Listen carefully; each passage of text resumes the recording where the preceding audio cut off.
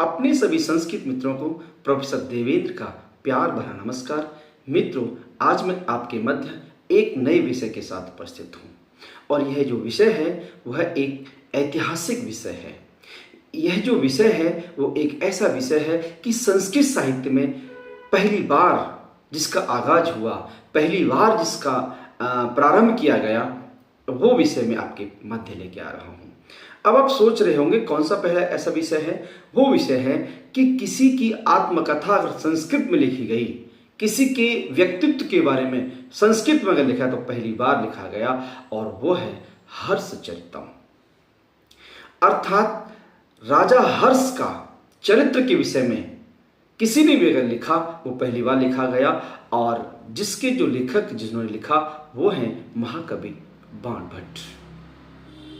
तो मित्रों, आज हम महाकवि बाणभट्ट द्वारा रचित हर्षचरित की कहानी को लेकर के आज हम चर्चा करेंगे, और जिसमें कि हर्षचरितम् जो महाकवि बाणभट्ट का है, जिसमें 8 उच्छ्वास हैं।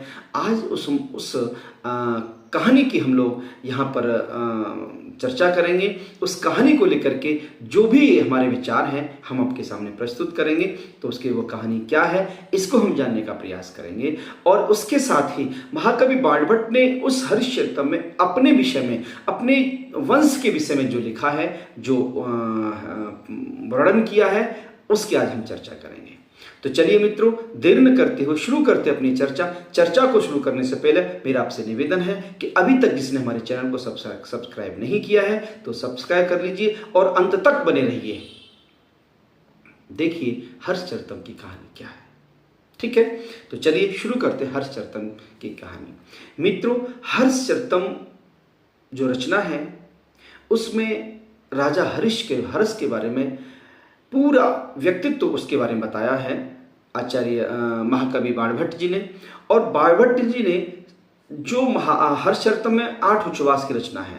उच्छ्वास का मतलब एक अक्षर, ये मान सकते हैं अध्याय कहिएगा, लेकिन यहाँ पर जो आपकी आख्यायिका है ये, उसमें 8 उच्छ्वास लिखे गए हैं। उसमें 8 अध्याय को उच्छ्वासों के नाम यहाँ दिया गया है।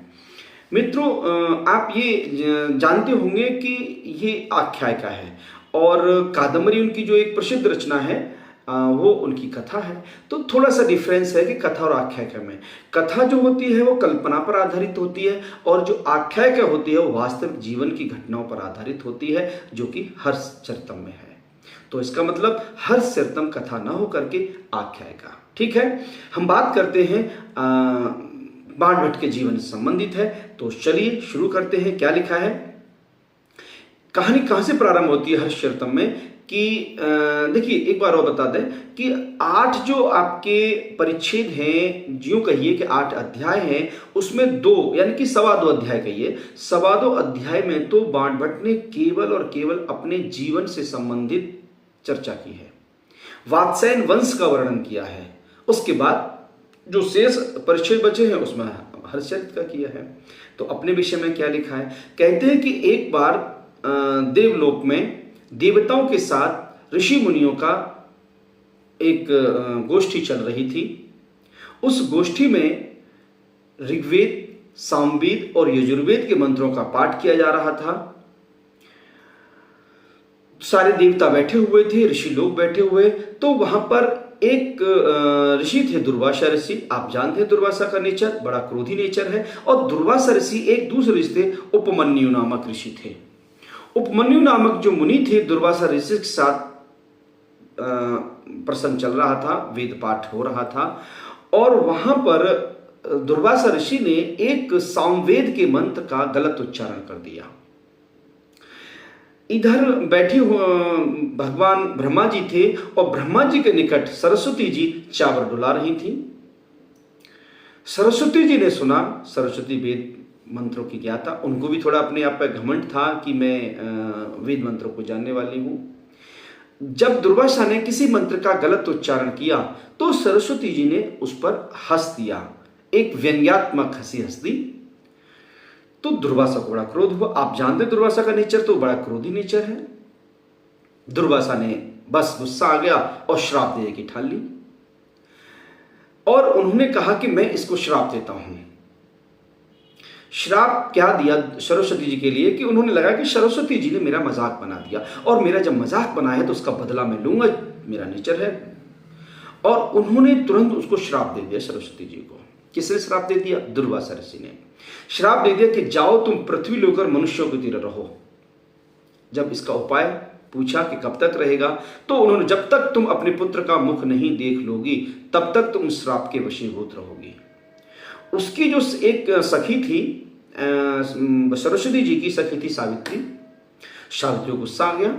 सावित्री ने बोला कि मैं भी इनको श्राप दे देती हूं, दुर्वासा ऋषि को।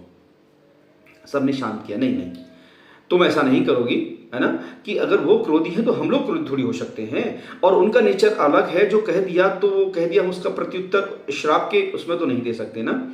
तो खैर वो शांत हो गई और समय आने पर वो दोनों यानी कि सरस्वती जी अपनी सखी सावित्री को लेकर के और वो पृथ्वी पर आ गई।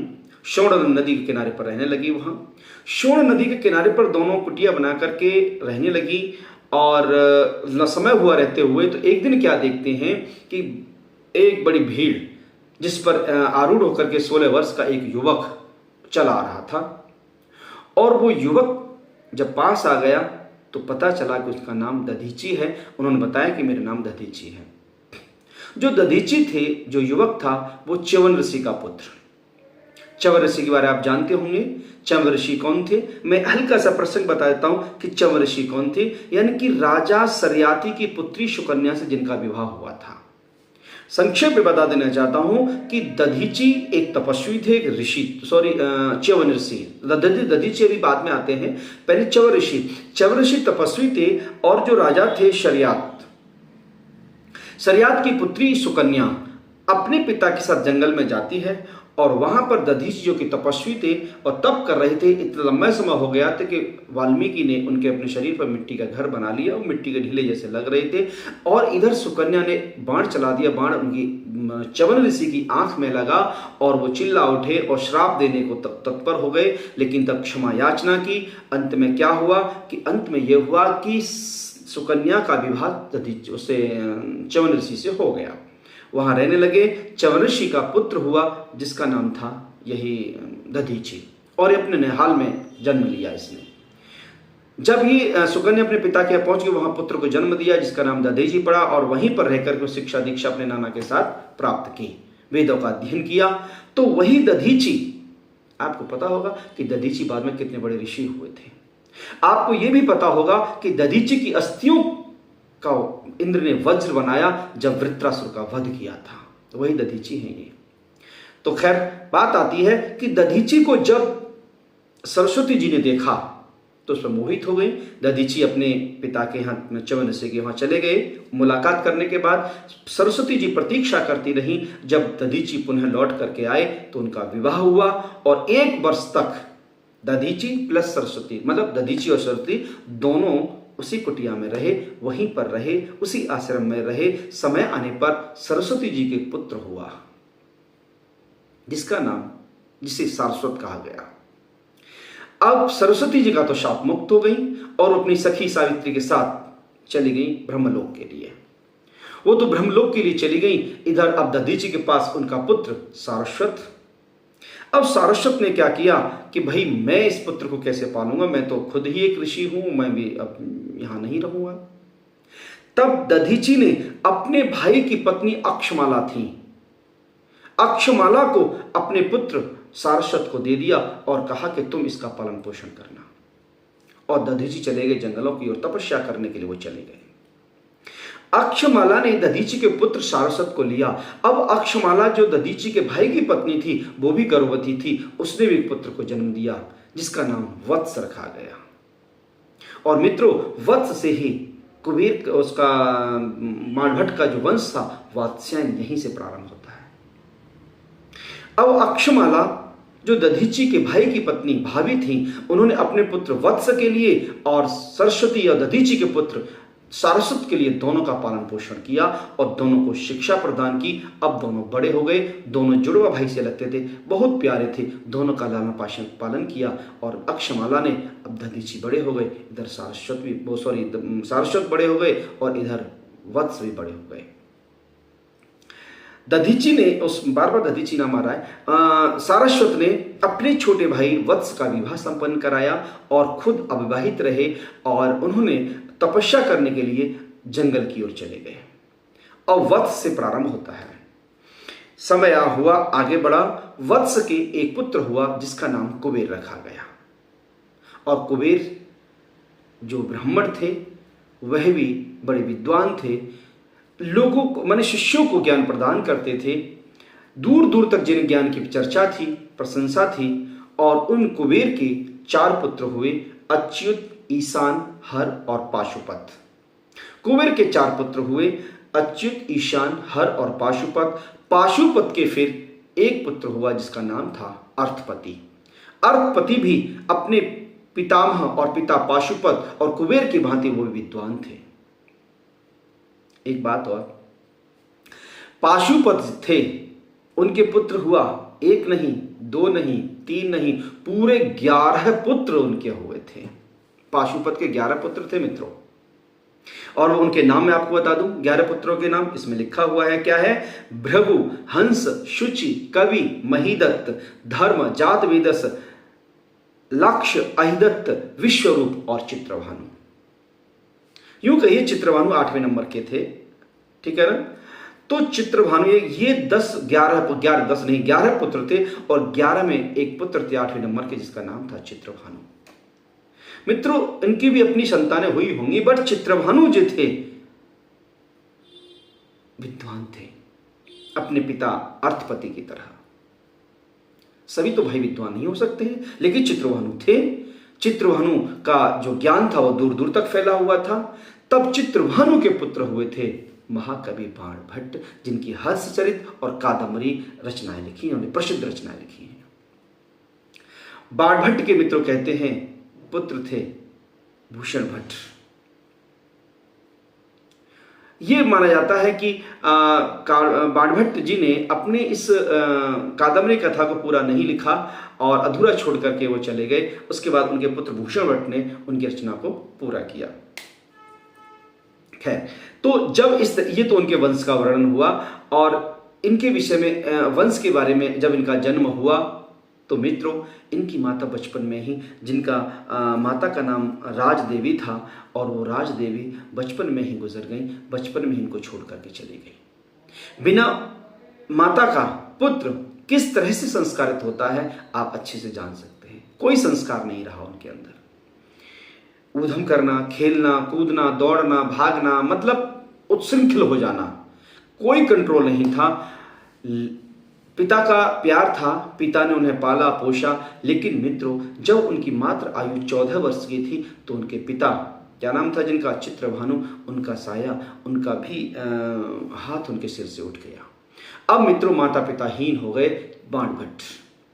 जब किसी बच्चे के माता पिता नहीं रहते हैं, माता पिता का आश्रय, माता पिता का हाथ, माता पिता का आशीर्वाद, माता पिता का परछाई जब उससे दूर हो जाती है तो बच्चा कहाँ जाता है कोई पता नहीं उसका। तो बाणभट्ट की भी यही स्थिति हुई कि बाणभट्ट एक स्थान पर नहीं रुकने वाले, उनका मन जहाँ जाए फिर वो जगह जगह जाने लगे। कभी इस गांव, कभी उस देश, कभी उस प्रदेश, कभी वहाँ, मतलब कभी राजा के यहाँ, कभी कहीं, मतलब उत्श्रृंखल हो गए। कोई बंधन नहीं, कोई रोक टोक नहीं, जहाँ मन करे वहाँ चले जाए। इससे उनकी बदनामी बहुत होती थी। लेकिन वो जहाँ, एक बात और है, जब वो जहाँ जहाँ जाते थे तो वहाँ का नॉलेज, उनका ज्ञान उनका बढ़ता था उससे। इधर वो संस्कृत के विद्वान भी हो गए। विद्वान के साथ साथ उत्श्रृंखला थी, इधर उधर घूमना भटकना, लोग उनकी बुराई भी करने लगे। जब राजा हर्ष को ये बात पता चली तो लोगों ने उनके बारे में कान भरे कि वो ऐसा है, वो ऐसा, पर विद्वान है। राजा हर्ष ने बुलाया किसको? बाणभट्ट को। कहा कि जाओ बाणभट्ट से कहो कि हमारे पास आ जाए। बाणभट्ट के पास मैसेज आया, संदेश वाहक आया। उसने कहा कि बाणभट्ट ने सोचा क्या मुझे जाना चाहिए वहां, जाऊं कि न जाऊं मैं वहां, कहीं ऐसा ना हो कि मेरा अपमान हो जाए। मतलब स्वाभिमानी भी थे बाणभट्ट जी। खैर, उनका निवेदन स्वीकार कर लिया और वहां जाते हैं तो पता है जैसे ही वहां गए राजा हर्ष ने बाणभट्ट को नहीं देखा था। लेकिन जब उन्होंने देखा तो बाणभट्ट कोई गोरे नहीं थे, एकदम सांवले थे, काले थे। उनका चेहरा भी थोड़ा सा उस तरह का था, बहुत खूबसूरत नहीं थे। तो उन्हें लगा कि मुझे पसंद करेंगे। बाणभट्ट को लग रहा था कि ना तो मैं इतना बड़ा सीरियस व्यक्ति हूँ, न गंभीर भी नहीं हूँ, सुंदर भी नहीं हूँ, मेरे अंदर कोई प्रतिभा इस तरह की नहीं, फिर राजा मुझे क्यों बुला रहे हैं। खैर सारे प्रश्नों को दिमाग में लिए हुए राजा के हर्ष के पास पहुंच जाते तो राजा हर्ष ने कहा, देखते ही महाअनयम भुजंगः, ये काला सर्प कौन है भाई। जब ये कहा ना बाणभट्ट ने कहा, कामिक भुजंगता, मतलब मेरे अंदर ऐसा क्या है जो काले सांप की तरह मुझे आप कह रहे हो कि मेरे अंदर आपने मेरा ज्ञान तो नहीं देखा अभी और आप तो दूसरी की बातों को सुनने वाले हैं, आप तो कच्चे कानों वाले हैं, आपको दूसरी बातों तुरंत विश्वास आ, बहुत सारी बातें भी बाणभट्ट ने कही। लेकिन जब बाणभट्ट वहां से आए, अपने प्रीतिकूट गांव के लिए जब आए, तो उन्होंने लगा कि मुझे इस तरह नहीं कहना चाहिए, लेकिन हर्ष ने मेरा सम्मान किया। इस तरह जानने के बावजूद भी मैं किस तरह का व्यक्ति, फिर मेरा सम्मान किया, तो हर्ष के प्रति बाणभट्ट का सम्मान जागृत हो गया मित्रों। उसके बाद हर्ष वहां बुलाते हैं और अपना राजकवि बना लेते हैं बाणभट्ट के लिए। अब जब उनके एक भाई चचेरे भाई थे श्यामल, बाणभट्ट जी के चचेरे भाई श्यामल थे, तो श्यामल के कहने पर वो हर्ष चरित्र की कथा सुनाते हैं। तो क्या कथा सुनाते अपने भाई श्यामल के लिए, वो कथा इसी हमारे हर्षचरित्र में लिखी हुई है।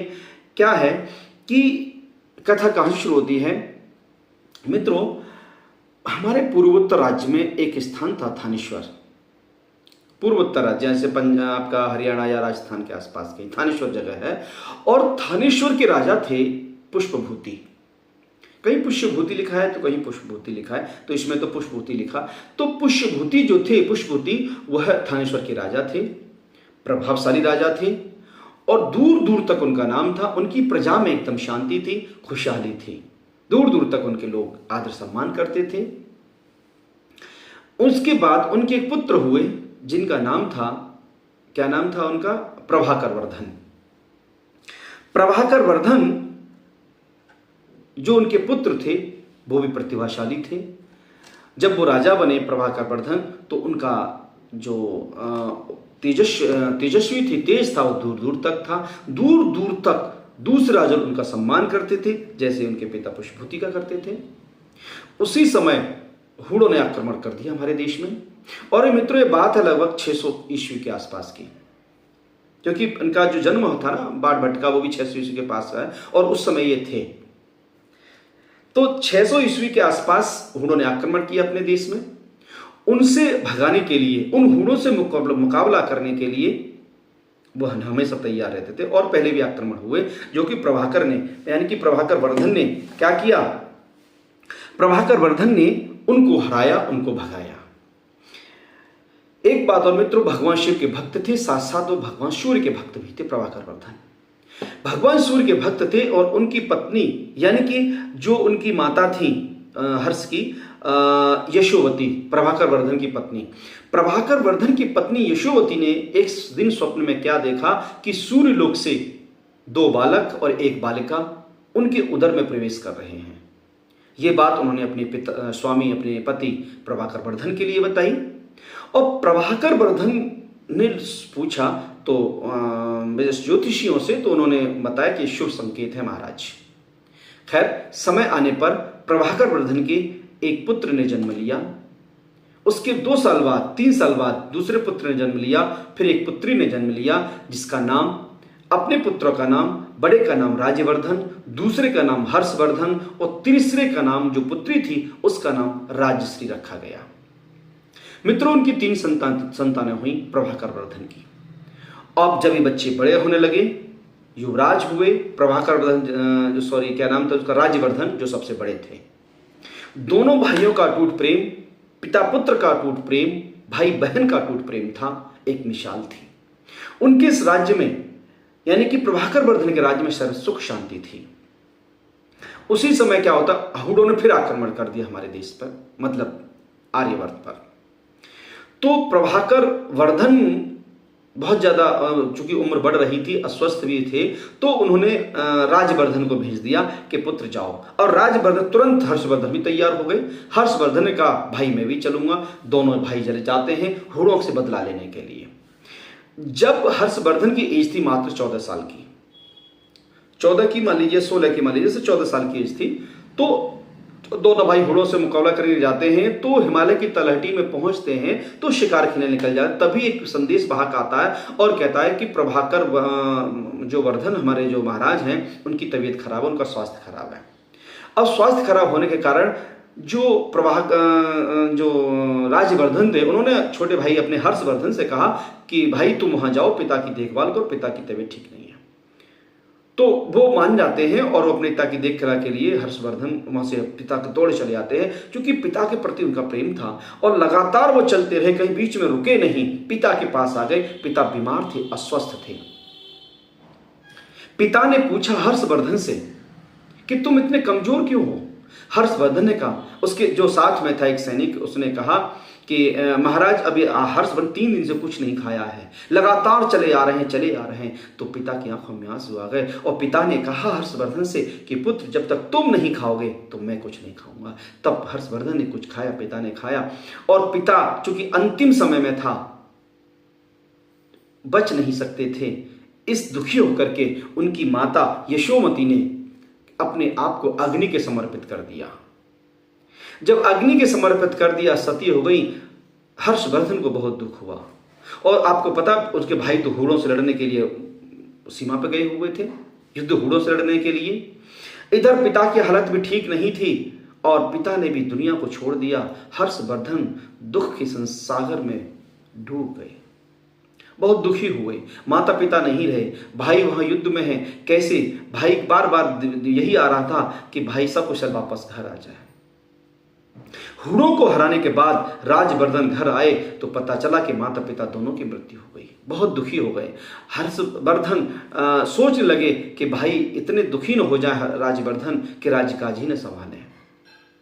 बहुत परेशान थे, सारा राज्य शोक में डूब गया। राजवर्धन तो मानो, उनके भाई तो मानो एकदम शरीर से शक्ति ही निकल गई हो, शक्ति ही छीड़ हो गई हो। अब राजवर्धन राजा बनना तो नहीं चाह रहे थे, लेकिन बड़े होने के नाते राजवर्धन को राजा बनना पड़ा। उसी समय एक अप्रिय घटना और घट जाती मित्रों। अप्रिय घटना यह घटती है कि वहां का जो पश्चिम बंगाल का एक शासक था, मालवा,